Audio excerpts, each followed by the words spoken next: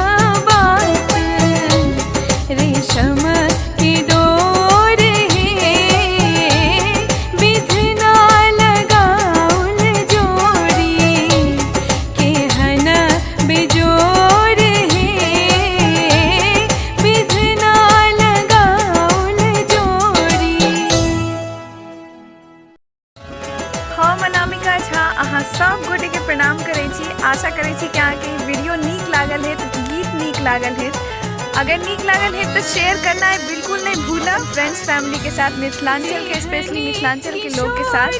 और अहाँ सबके आशीर्वाद लै छी, एनाहिते हमर साथ बनाए रखू। और बहुत बहुत धन्यवाद। कमेंट करब केहन लगल बताएब जरूर हमरा, और सब्सक्राइब करब।